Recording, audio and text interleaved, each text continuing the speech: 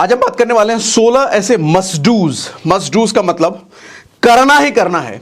हर pro level का sales professional मतलब जो धुरंधर होते हैं, जिनको देखकर आप, जिनकी काबिलियत देखकर आप शॉक हो जाते हो, वो ये 16 टास्क, ये काम जरूर करते हैं। ये चीजें 16 चीजें ध्यान में वो जरूर रखते हैं हमेशा।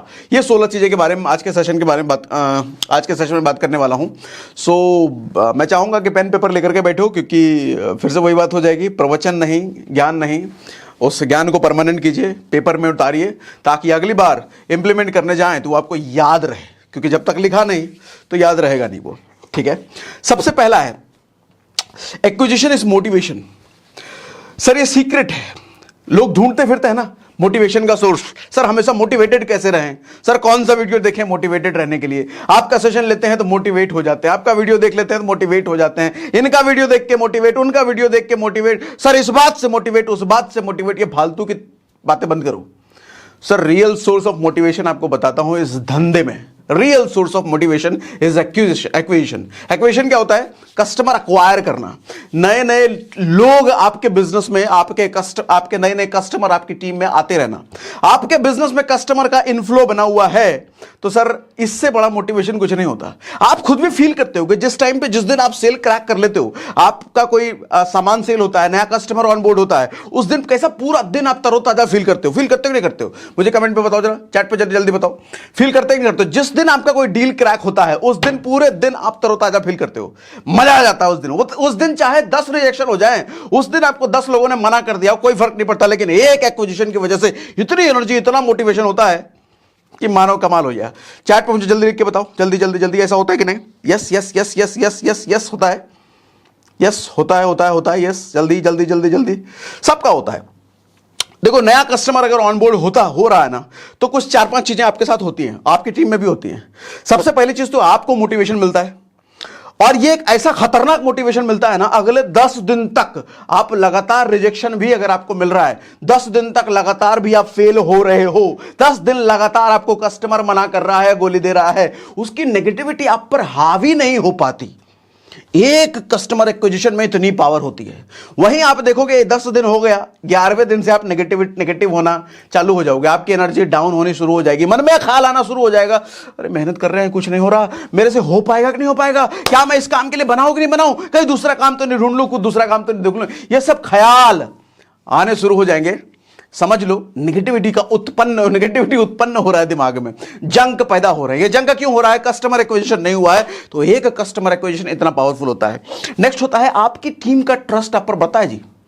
हाँ, ध्यान से सुनो मेरी बात, मैं क्या कह रहा हूं। आपकी टीम का ट्रस्ट आप पर बढ़ता है कि हां, मेरा अपलाइन काम का अपलाइन है, अरे ये कर दिया, यहां कर दिया, यहां हेल्थ कैंप कर दिया, यहां ये कस्टमर आ गया, यहां इसको ज्वाइन करा दिया, ये वाला काम।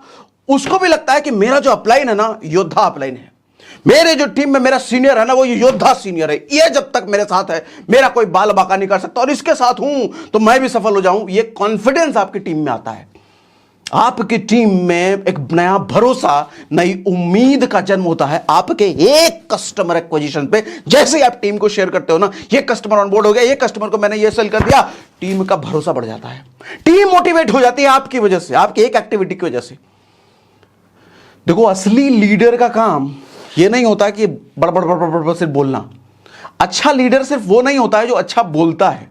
अच्छा लीडर वो होता है जो लोगों से काम करवाना जानता है, लोगों में एक्शन बनाए रखता है, लोगों में मोमेंटम बनाए रखता है, because of personal activity. Personal activity की वजह से लोगों में मोमेंटम बना के रखता है। ये एक लीडर का काम होता है। टीम इंस्पायर होती है आपसे, और लंबे समय तक मोटिवेशन, जैसे मैंने बताया, एक्विजिशन से ये होता है। तो आज के टाइम कसम खा के बैठो कि भैया एक्विजिशन पे पूरा जोर लगाना है।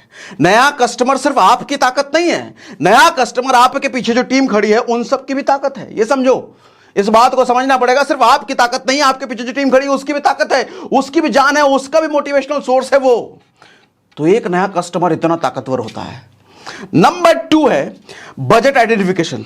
जब भी किसी के पास जाओ या जब भी किसी के पास चले गए, सर बातचीत के दौरान या बातचीत करने से पहले ही बजट सामने वाले का आइडेंटिफाई जरूर कर लो। एक मूवी का सीन फेसबुक पर आपने कई बार फ्लोट होते हुए देखा होगा, छोटा सा क्लिप है, बागबान मूवी का वो क्लिप है, अमिताभ बच्चन वाला बागबान। वो एक कार के शोरूम के बाहर वो और उसकी वाइफ खड़ा होता है, अमिताभ बच्चन और हेमा मालिनी। तो सेल्समैन बाहर आता है, सेल्समैन को सूट बूट में रहता है, वो सेल्समैन देखता है अरे सूट बूट में है, लगता है गाड़ी खरीदने आया है। वो तुरंत पकड़े, अरे आइए सर, नई गाड़ी आई है, नया मॉडल, आइए आइए आइए। अरे मना कर रहा होता है अमिताभ बच्चन, लेकिन वो कहता है नहीं नहीं आइए आइए, टेस्ट ड्राइव करवा लेता है, घुमा फिरा देता है, बिठा लेता है, सब कुछ करवा देता है। और लास्ट में जब लेने के लिए कहता है तो कहता है हमें तो लेना ही नहीं है, हमारे तो औकात ही नहीं, हमारे पास इतने पैसे ही नहीं है। अब सेल्समैन उस पर गर्म हो जाता है, जब औकात नहीं है यहां क्यों चले आए। वो बात अलग है, बाद में फिर सलमान खान जाता है, वो चीज अलग होती है, लेकिन सेल्समैन उस पर गर्म हो जाता है। इस बात को नोटिस करो सर, आपका गुस्सा कई बार बढ़ जाता है। आप जब पूरी जान लगा के अपने प्रोडक्ट का प्रेजेंटेशन कस्टमर को देते हो और लास्ट में आपको पता चलता है कस्टमर का अरे बजट ही नहीं है यार, ओ शिट, ऐसे नहीं करने का। और स्पेशली ये तब होता है जब आप कोई हाई टिकट आइटम बेच रहे हो, कोई महंगा आइटम बेच रहे हो, महंगा आइटम, हाँ थोड़ा महंगा आइटम जो अगर बेच रहे हो आप, तो ऐसा स्पेशली होता ही होता है। हाई टिकट है, नॉर्मल अगर आइटम है, हाई टिकट आइटम नहीं है, फिर तो किसी के साथ भी बैठ जाओ, कोई भी नीडी आइटम या नीडी पर्सन हो, उसका नीड क्रिएट करके आप सेल क्रिएट करवा सकते हो। लेकिन हाई टिकट आइटम तो हर कोई नहीं लेता ना, महंगा प्रोडक्ट तो हर कोई नहीं लेता ना, तो आपको बजट भी चेक करना पड़ेगा। ठीक है, आप कभी प्रॉपर्टी वगैरह लेने गए हो, कभी जमीन वेल लेने गए हो, या कभी कार वार लेने गए होगे। कोई अभी कुछ दिनों पहले मुझे एक टर्म प्लान लेना था, ऑलरेडी मेरे पास टर्म प्लान है, मुझे और टर्म प्लान लेना था। तो मैंने ऐसे ही घूमते फिरते वेबसाइट पर किसी मैक्स की साइट पर डाल दिया कि मुझे टर्म प्लान में ढूंढ रहा था, तो उन्होंने नंबर मांगा, तो मैं नंबर डाल दिया। अब उन्होंने मेरा खून पी लिया है पिछले 1 हफ्ते से। सर कब कैसे, अरे मैं कह चुका हूं, कह रहे मेरा आदमी ऑलरेडी है, वो सर्च करके मुझे बता रहा है, वो मुझे देगा, लेकिन नहीं, पीछे पड़ गया वो। मैं आपको समझाना ये चाह रहा हूं, बजट हर कोई पूछता है। अच्छा, उसने बजट मुझसे पूछ लिया था, मैंने बजट अपना अच्छा खासा बता दिया। अब बजट उसको अच्छा खासा सुनने में लगा, तो वो भी मेरे पीछे पड़ा है, भाई इतना बड़े बजट वाला कस्टमर है। बजट बजट बजट हर कोई पूछता है। अच्छा, बजट में एक चीज समझने वाली बात यह है कि आप अगर जब कस्टमर के पास जा रहे हो तो आप बजट नहीं पूछ सकते। मतलब आप अपनी तरफ से, कस्टमर ने आपको बुलाया नहीं है, आप अपनी तरफ से अगर पहुंच रहे हो तो सीधा सीधा बजट पूछोगे तो बुरा लग जाएगा उसको, कि अरे मेरे पास आया और सीधे मेरा ही बजट पूछ रहा है। बट हाँ, वो बात अलग है, बातों बातों में जब आपने नीड क्रिएट कर दिया, उनको पता चल गया कि हाँ मुझे ये कुछ देने वाले हैं सोल्यूशन, इस प्रॉब्लम का सोल्यूशन, तब आप उनसे बजट पूछ सकते हो। जैसे कभी LIC वाले के साथ आप अगर बैठे होगे, LIC बेचने वाला, तो बातों बातों में जब वो समझ में आ जाता है कि आप अब लेने वाले हो, या आप भी एग्री कर जाते हो हाँ मैं कुछ देख रहा हूं, तब वो आपसे बजट पूछता है, क्या बजट है आपका, कितना क्या क्या खर्चा वर्चा कर सकते हैं। बजट आइडेंटिफिकेशन जरूर करो, नहीं तो अच्छा, आइडिया कैसे लगा सकते हो बजट का? आइडिया लगा सकते हो आप अगर बैठ गए हो सामने, सबसे पहले फोन देखो कौन सा इस्तेमाल कर रहा है। कोई बढ़िया फोन इस्तेमाल कर रहा है, 5-7 हज़ार वाला, 10-12 हज़ार वाला फोन इस्तेमाल कर रहा है तो आपको आइडिया कुछ और लगेगा। 50 हज़ार का फोन इस्तेमाल कर रहा है तो आपको आइडिया कुछ और लगेगा। 1-1.5 लाख का फोन इस्तेमाल कर रहा है तो आपको आइडिया कुछ और लग जाएगा। अच्छा, कौन सी बाइक या कौन सा कार रखा हुआ है, किस तरह की कंपनी में जॉब करता है और क्या काम करता है, घर किस तरह का है, घर किस लोकेलिटी में है, ये सब देख करके आपको बजट का आइडेंटिफिकेशन लग जाता है। अगर आप स्ट्रेट फॉरवर्ड नहीं पूछ सकते हो तो, वो सिचुएशन स्ट्रेट फॉरवर्ड नहीं पूछने का है तो, ठीक है, बजट जरूर आइडेंटिफाई करना है। तीसरी चीज है, तीसरा पॉइंट है इफेक्टिव वर्ड सिलेक्शन। देखो ऐसा है कि कस्टमर को बोर मत करो, कस्टमर को चाटो मत।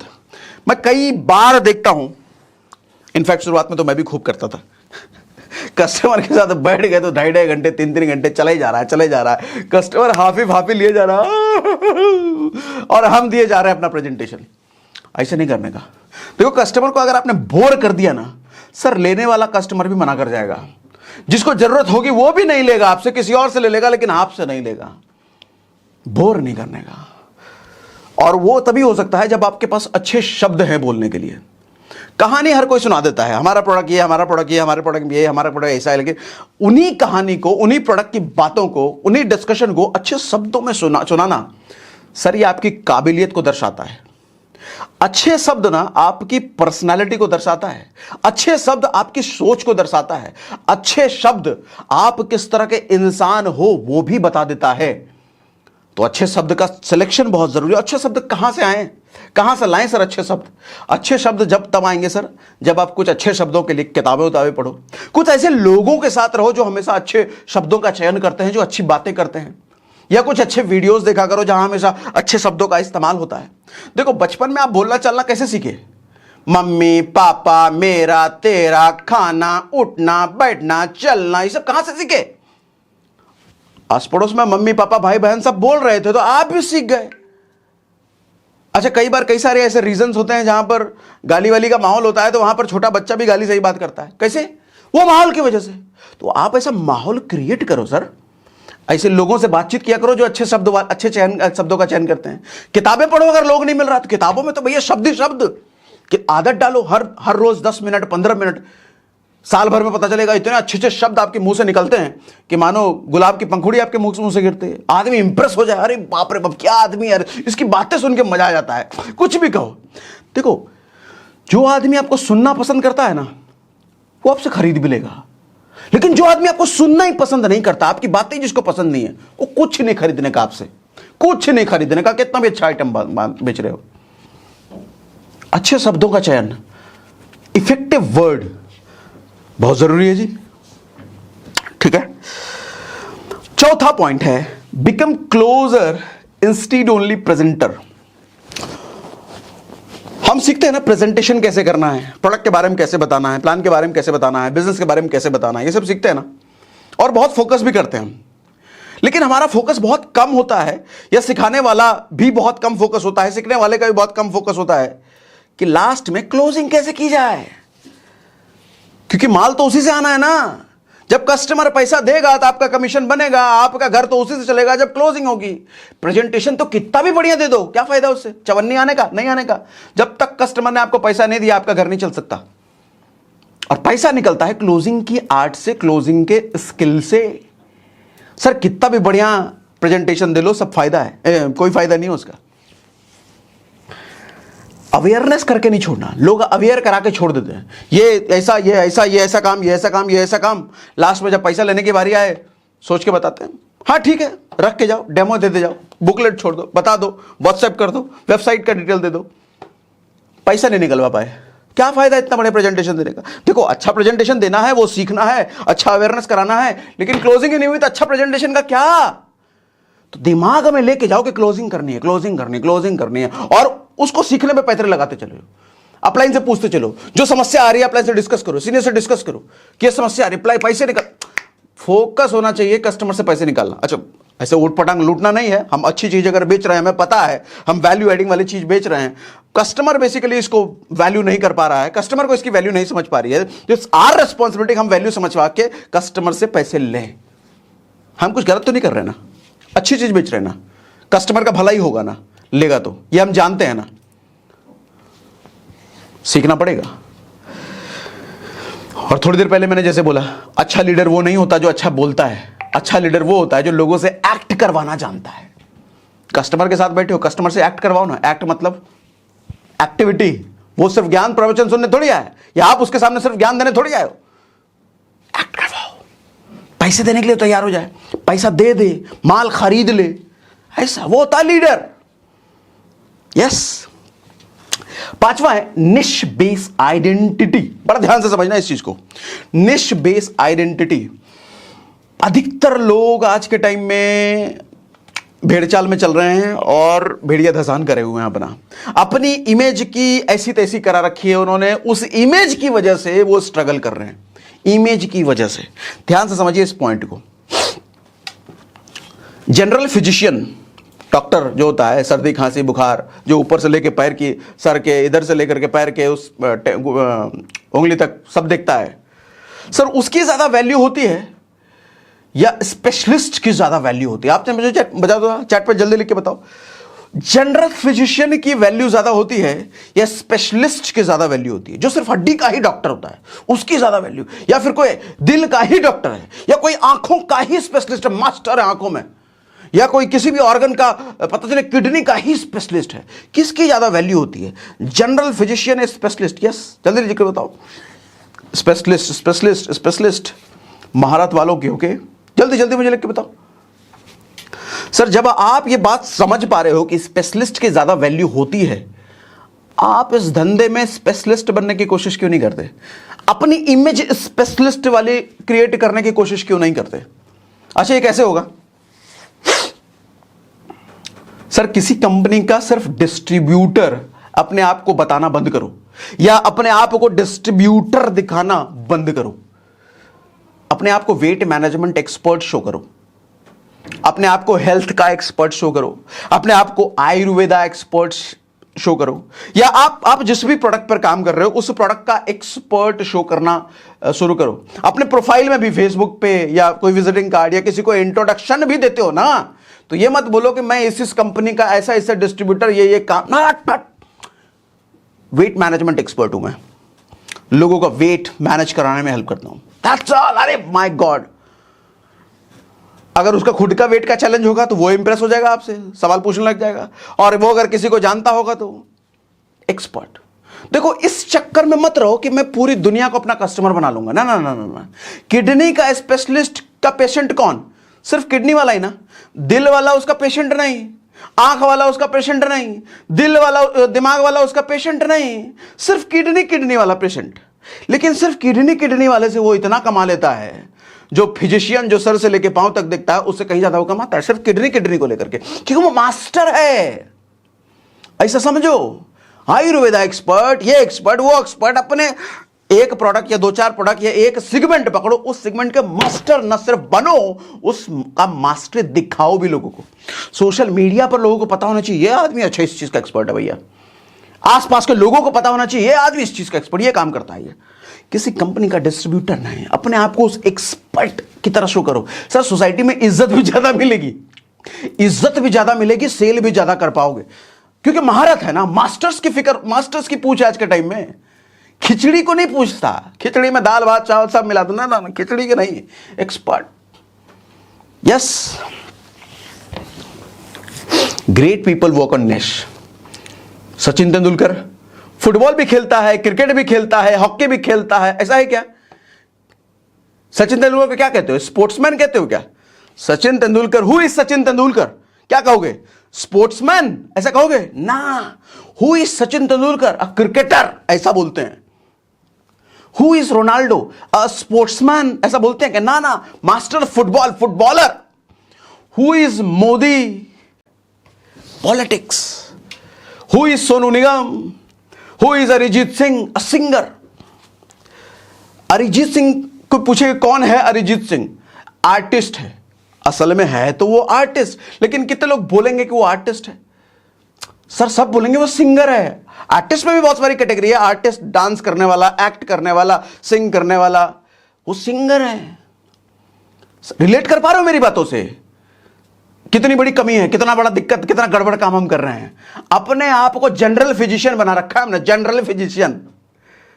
जनरल फिजिशियन ना है, स्पेशलिस्ट। स्पेशलिस्ट वैल्यू बढ़ जाएगी, ज्यादा कमाओगे।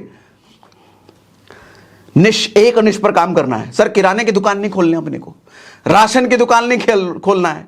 जो साबुन भी बेच रहे हैं, मंजन भी बेच रहे हैं, ये भी बेच रहे हैं, वो भी बेच रहे हैं, वो भी बेच रहे हैं, कंपनी में भले ही बिक रहा है, लेकिन हमारी इमेज उसकी नहीं जाएगी कि हम सब बेचते हैं। हम सब नहीं बेचते। हमारा काम तो भैया, हम तो ये इस चीज के एक्सपर्ट हैं। बताओ, मतलब है तो बताओ, बाकी नहीं। साबुन तेल मंजन वाले नहीं, इस चीज के एक्सपर्ट हैं। ये इमेज आपकी खुद की भी होनी चाहिए, इतना गहन अध्ययन उस चीज पर होना चाहिए, और मार्केट में भी, आस पड़ोस में भी, सोशल मीडिया पर भी ये आपकी इमेज होनी चाहिए लोगों में। समझ गए? छठा है रेज इमोशन। समझने की कोशिश करना, ये बड़ा इंपॉर्टेंट पॉइंट है ये भी। सर, कोई ऐसी मूवी आप देखते होंगे जिस मूवी ने आपको रुला दिया। एक मूवी का ऐसा नाम बताओ जिस मूवी ने आपको रुला दिया हो और वो मूवी सुपर हिट नहीं हुई है। एक ऐसी मूवी का नाम बता दो। एक, अरे एक कह रहा हूं, शायद हजारों मूवी देखी होगी आपने, सैकड़ों मूवी देखी होगी बचपन से अब तक। एक ऐसी मूवी का नाम बता दो जिसने आपको रुला दिया हो, जिसने लोगों को रुला दिया हो, लोग आंसू पोंछ रहे हैं सिनेमा हॉल में ऐसा करके, और वो मूवी सुपर हिट ना हुई हो। नहीं मिलेगा, नहीं मिलेगा। मैं कहना क्या चाह रहा हूं, इंसान का इमोशन जिस आदमी ने या जिस एक्टिविटी ने या जिस फिल्म ने जगा दिया ना, सर वो चीज फ्लॉप हो ही नहीं सकती कभी। आज कुछ ब्रांड के एग्जांपल देता हूं। जोमैटो का एड आपने देखा? अच्छा, एड टीवी वाले एड की बात नहीं कर रहा। जोमैटो की मार्केटिंग स्ट्रेटेजी बड़ी मस्त लगती है मुझे, जबरदस्त, अल्टीमेट। जोमैटो कैसा भी बिजनेस चल रहा हो, लेकिन मार्केटिंग का मैं फैन हूं उसका। अक्सर आए दिन सोशल मीडिया पर आपको जोमैटो के लोगों के अजीबोगरीब फोटोज आपको दिखेंगे। कभी दिखेगा आपको कोई औरत है अपने बच्चे को पीठ पे बांध करके जोमैटो का टी शर्ट पहन के स्कूटी चला करके डिलीवरी करने जा रही है। अब ऐसा फोटो देख करके आपको क्या फीलिंग है? ओह माय गॉड, कितना मतलब उस लेडी के लिए इमोशनल फील करोगे आप। उस फोटो को आप शेयर करोगे, शेयर करने से रोक नहीं पाओगे अपने आप को। अपना व्हाट्सएप स्टेटस लगा दोगे, फेसबुक पे शेयर कर दोगे। सर उस लेडी के लेडी से इमोशनल कनेक्शन की वजह से आपने शेयर किया, लेकिन कौन प्रमोट हुआ मालूम? जोमैटो प्रमोट हुआ। हर जगह नाम पहुंचा जोमैटो का। ऐसे कई सारे आपको ऊटपटांग तो नहीं कहूंगा, जोमैटो के अक्सर आपको ऐसे ऐसे फोटोज दिखेंगे। कोई बेचारा विकलांग है और डिलीवरी करने जा रहा है, अक्सर वो फोटोज जोमैटो के खूब दिखेंगे आपको। सर ये मार्केटिंग स्ट्रैटेजी होती है। ये न्यूज वालों को ये फोटो कहां से मिलता है? खुद मिलता है क्या? नहीं, दिया जाता है। अरे मार्केटिंग टीम बैठी होती है, आपको हमारे को ये फोटो दिखाया जाता है कि देख, और तब हम बार बार अच्छा इसे होता क्या है, जोमैटो दिमाग में हमारे बस जाता है जब भी ऑनलाइन फूड ऑर्डर का नाम आया जोमैटो। क्योंकि जोमैटो हमने इतनी जगह, इतना इमोशनल कनेक्टेड हम हो चुके हैं। जोमैटो आके हमारा घर नहीं चला रहा, हमारे को 2 रुपया दिया नहीं, लेकिन ऐसी ऐसी चीजें हमने देख रखी हैं। जोमैटो से इमोशनली कनेक्ट हो रहा है। जोमैटो यार बहुत अच्छा काम कर रहा है, बहुत भलाई का काम कर रहा है। बेचारे वो लेडी बच्चे को टांग करके डिलीवरी करने जा रही है, उसको काम दे रहा है। बेचारा वो विकलांग वो डिलीवरी कर रहा है, जोमैटो उसको भी काम दे रहा है। जोमैटो बहुत बढ़िया है। बढ़िया है या नहीं है हमें नहीं पता, लेकिन मार्केटिंग ऐसी है, इमोशन ऐसा लोगों का रेज करता है वो उसके हर एक पोस्टर से। माय गॉड, एक सैमसंग का ऐड आया करता था, मुझे नहीं पता अभी आता है कि नहीं आता है। उस ऐड में क्या था कि ट्रक चल रहा है, ट्रक गुजर रहा है पहाड़ी एरिया से, एकदम घनघोर पहाड़ी, जहां कोई आदमी, कोई पॉपुलेशन कोई नहीं है। अंधेरा हो गया, चले जा रहा है ट्रक, और एक झोपड़ी में पहुंचता है। वो एकदम सुनसान, आसपास कोई घर नहीं। वहां दरवाजा खुलता है और जो दरवाजे पर खड़ा होता है वो जैसे ही बोलता है कि हम सैमसंग से आए हैं, आपका टीवी लगाने आए हैं, वो लोग एकदम खुश हो जाते हैं, एक्साइटेड हो जाते हैं और एकदम इमोशनल हो जाते हैं। क्यों? इस ऐड में वो दिखाना ये चाह रहा था कि जहां कोई नहीं पहुंचता, जहां किसी का डिलीवरी नहीं है, जहां कोई मतलब कुछ नहीं यूज करता, वहां सैमसंग पहुंच के लोगों की हेल्प कर रहा है। माय गॉड, ओहो, लोग कनेक्टेड हो गए। अच्छी में चली गई, सैमसंग इतना अच्छा। उसने ये नहीं बताया कि टीवी हमारा कितना बढ़िया, टीवी का ब्राइटनेस कितना बढ़िया, टीवी में भैया चिप कौन सी लगी है, टीवी कितने दिन चलेगा, कितना वारंटी, ऐसा कुछ नहीं। एक इमोशन पर काम किया उस ऐड में, बस ये छाप छोड़ दी कि ये सैमसंग कितना बढ़िया। आपने अगर ये साबित करने में ये सफल हो गए, कस्टमर को ये फील कराने में आप सफल हो गए कि आप कितने अच्छे हो, आपका प्रोडक्ट कितना अच्छा है। सर प्रोडक्ट की प्राइस मैटर नहीं करती, फीचर मैटर नहीं करता, मॉडल मैटर नहीं करता, कुछ मैटर नहीं करता। अगर आप ये साबित करने में सफल हो गए, आप कितने अच्छे हो यार, कितने अच्छे हो आप यार, oh my God.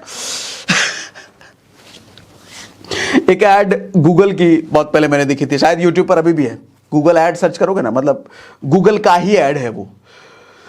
India Pakistan का कुछ ऐसा ऐड है कि पार्टीशन के टाइम पे 2 दोस्त अलग हो गए थे। एग्जैक्टली मुझे पूरा स्टोरी याद नहीं है, लेकिन हल्का फुल्का हिंट देता हूं आपको। पार्टीशन के टाइम पे 2 दोस्त अलग हो गए थे, बहुत साल हो गए, दोनों बूढ़े हो चुके हैं। और कुछ तो ऐसा होता है कि एक दोस्त अब पाकिस्तान से उसको इंडिया मिलने आता है, किसी वजह से मिल जाता है वो एक्सीडेंटली। अब दोनों इमोशनल हो जाते हैं, रोने लग जाते हैं, हम इतने सालों बाद मिल रहे हैं, देश अलग हो गया था, ये अलग हो गया था। और वो ऐड ऐसा बनाया ना, सच में बताता हूं, अगर आप ध्यान से देखोगे ना इस ऐड को, आप अगर थोड़े इमोशनल होता, आपकी आंखों में आंसू आ जाएगा।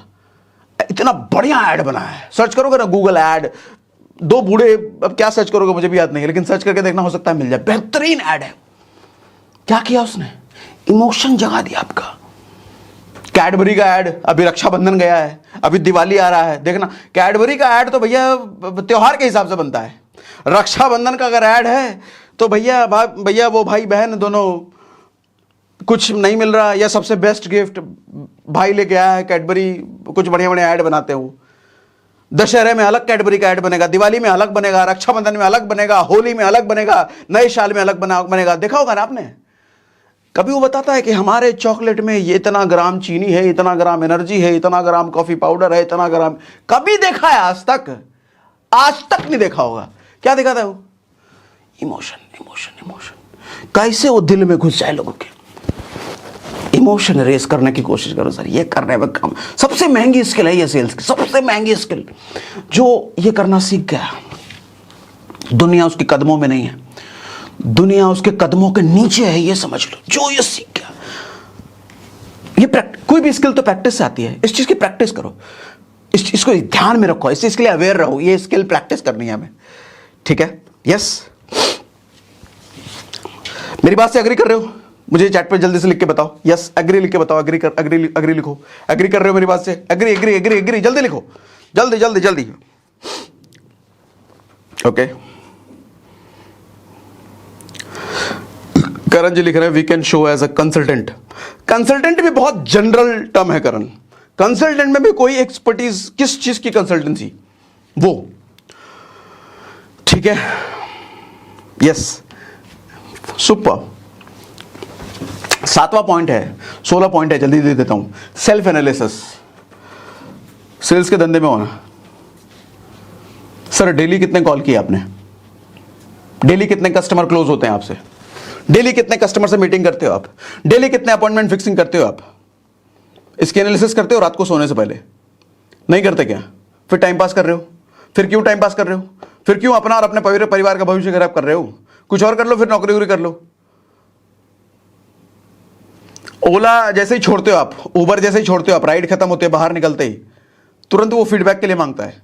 आपके आता ना नोटिफिकेशन आता होगा, फीडबैक मांगता है, 4 स्टार, 3 स्टार, 2 स्टार रेटिंग दो। वो नहीं, वो 1 महीने बाद रेटिंग नहीं मांगता कि सब 1 महीने में 10 राइड हो गई तो भैया 1 महीने का एक इकट्ठा रेटिंग दे दो। तुरंत चाहिए। तुरंत क्यों चाहिए? कि तुरंत उस रेटिंग पर काम हो सके। अगर रेटिंग खराब है, तुरंत वो उबर वाला उसको बताएगा तुम्हारी रेटिंग खराब है, उस पर वो तुरंत काम करेगा। 1 महीने बाद अगर उसको पता चला कि 4 कस्टमर ने मेरा नेगेटिव रेटिंग दे दिया, का मौका ही नहीं पड़ा उसके पास उसको ठीक करने का, तब तक तो उसका खराब हो जाएगा पूरा इमेज। हर रोज हम कुछ ना कुछ गलतियां करते हैं ना, उस गलतियों का हिसाब हमें किसको देना है? बॉस तो कोई है नहीं, सर खुद ही को बॉस बना लो ना। रात को सोने से पहले अपने से हिसाब मांगो ना, कितना काम किया बता जरा। नौकरी में कैसा होता है? हिसाब मांगा जाता है ना, बॉस हिसाब मांगता है, और हिसाब देना है हमें, इस डर से हम परफॉर्म करते हैं, अच्छा काम करते हैं। हमारे बिजनेस में कोई बॉस तो है नहीं, बॉस खुद को बनाओ। रात को सोने से पहले हिसाब मांगना है, अपने आप से हिसाब मांगना है। क्या किया पूरे दिन, कितने कॉल्स हुए, कितनी ज्वाइनिंग हुई, कितना क्लोज हुआ, कितना सेल हुआ, कितना क्या, कितने मीटिंग हुई, कितना अपॉइंटमेंट फिक्सिंग, कल का क्या है। एनालिसिस खुद के नहीं कर रहे तो फिर अंधकार में हो। और जिस चीज के सर एनालिसिस आप नहीं कर सकते, उसको कभी आप सुधार भी नहीं सकते। जिस चीज को आप मेजर नहीं कर सकते, उस चीज को कभी इंप्रूव नहीं कर सकते। जिस चीज को आप मेजर कभी नहीं कर सकते, उस चीज को कभी इंप्रूव ही नहीं कर सकते। और इंप्रूव वही चीज होती है जिस चीज का आप मेजरमेंट करते हो। मेजर करो ना डेली का परफॉर्मेंस। सर मेरे 5 साल का गोल ये है, 10 साल का, कभी अचीव नहीं होगा तुम्हारा वो गोल, कभी नहीं होगा। 1 साल का मेरा गोल है, कभी नहीं होगा। मैं पूछता हूं डेली एनालिसिस, नहीं वो तो नहीं करते, कभी अचीव नहीं हो सकता तुम्हारा। 1 साल क्या 50 साल लग जाए, नहीं हो जाएगा। अरे डेली का एनालिसिस ही नहीं है, डेली का अपना क्या काम चल रहा है निकल रहा है उसका कोई हिसाब ही नहीं है। सीधा 1 साल बाद तुम्हारा गोल कहां से पूरा हो जाएगा? हो ही नहीं सकता, कभी नहीं हो सकता। डेली का एनालिसिस चाहिए। 8वां, सेल्समैन मत बनो। सेल्समैन मत बनो। कभी भी ये मत सोचो कि आप सेल्समैन हो, ये सोचो आप बिजनेसमैन हो। और सच में हो तो बिजनेसमैन ही। Sales is a part of a business. Sales is not a business, sales is a part of a business. और आप सेल्समैन नहीं हो, आप बिजनेसमैन हो, आप बिजनेस कर रहे हो। बिजनेसमैन और सेल्समैन में क्या फर्क है मालूम? समझाता हूं। एक आदमी रास्ते से गुजर रहा था, हालांकि ये स्टोरी मैंने पहले भी सुनाई है। एक आदमी एक रास्ते से गुजर रहा था, देखा कंस्ट्रक्शन का काम चल रहा है। तो जो मजदूर था उससे पूछा कि भैया क्या बना रहे हैं यहाँ पे, क्या चल रहा है? बोला अरे ये दीवार बनाना है हमको, दीवार बना रहे हैं, 2 दिन में दीवार बदन खत्म करके हमको देना है दीवार बनाने का काम। बोला मजा आ रहा है? बिल्कुल मजा नहीं आ रहा। दीवार बनाने में क्या मजा आएगा? बिल्कुल नहीं मजा आ रहा। कर रहे हैं किसी तरीके से, रोज का पैसा मिलता है, दिहाड़ी मिलता है, बस हम अपना काम कर रहे हैं। आगे बढ़ा थोड़ी देर और आगे चला, दूसरा मजदूर मिला, उसे पूछ रहा भाई क्या बना रहे हो? बोला मत पूछो साहब, बहुत पुण्य का काम कर रहा हूं, मंदिर बना रहा हूं। और उसको बड़ा मजा आ रहा है, कह रहा है मत पूछो साहब, बहुत पुण्य का काम कर रहा हूं, मंदिर बना रहा हूं। ये पुण्य का काम का उसको एहसास कब हुआ? जब उसको पता चला वो बना जो रहा है वो मंदिर बना रहा है। असल बना वो भी दीवार ही रहा था, क्योंकि दीवार नहीं बनेगा, पहले ये दीवार फिर ये दीवार फिर ये दीवार, दीवार नहीं बनेगा तो मंदिर कैसे? लेकिन उसको पता है कि मेरा गोल, मैं सिर्फ दीवार बनाने तक सीमित नहीं है, मैं जो काम कर रहा हूं वो दीवार तक सीमित नहीं है, एक मंदिर तक जाएगा। उस आदमी को पता ही नहीं था, वो दीवार ही समझ रहा था, वो दीवार ही अपना माइंडसेट लेकर बैठा। सेल्स प्रोफेशनल मजदूर नहीं होता सर। आप जब तक दूर की पिक्चर आपको क्लियर नहीं है कि आप ये काम कर क्यों रहे हो, 1 साल बाद क्या हासिल होगा, 5 साल बाद क्या हासिल होगा, अपने परिवार को कौन सी खुशियां आप दे सकते हो, कौन सा लक्ष्य आप पा सकते हो, तब तक आप फ्रस्ट्रेट होते रहोगे। जैसे वो दीवार बनाने वाला फ्रस्ट्रेट था ना, बना वो भी मंदिर रहा था, लेकिन वो चूंकि मान ये रहा था कि वो दीवार बना रहा है, वो फ्रस्ट्रेट था, वो दुखी था। लेकिन दूसरा जो मंदिर बना रहा था, बना वो भी दीवार रहा था, लेकिन वो मंदिर बनाने की सोच के साथ कर रहा था, यार बड़ा पुण्य का काम कर रहा हूं मैं। सेल्समैन नहीं हो आप, बिजनेसमैन हो सर। ठीक है, 9वां पॉइंट है बीजीसी,